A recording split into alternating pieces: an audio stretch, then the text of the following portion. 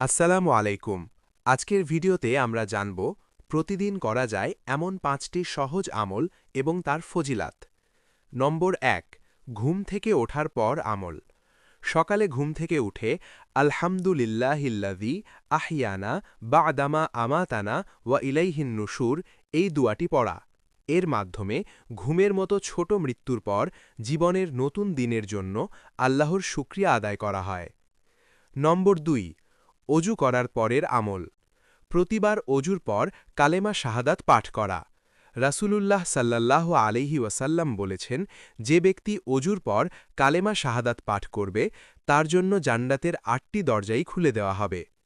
নম্বর ৩, ৫ ওয়াক্ত নামাজের পর আমল। প্রতিটি ফরজ নামাজের পর একবার আয়াতুল কুরসি পাঠ করা। যে ব্যক্তি নিয়মিত এটি পড়বে তার এবং জান্নাতের মাঝে একমাত্র বাধা হচ্ছে মৃত্যু।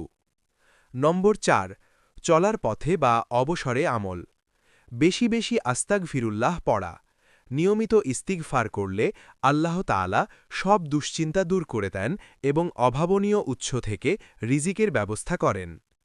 নম্বর ৫, রাতে ঘুমানোর আগের আমল। প্রতি রাতে ঘুমানোর আগে সূরা মুলক পাঠ করা। এই সূরাটি নিয়মিত পাঠ করলে কবরের আযাব থেকে মুক্তি পাওয়া যায়। আল্লাহ তাআলা আমাদের সবাইকে এই সহজ আমলগুলো করার তৌফিক দান করুন। আমিন।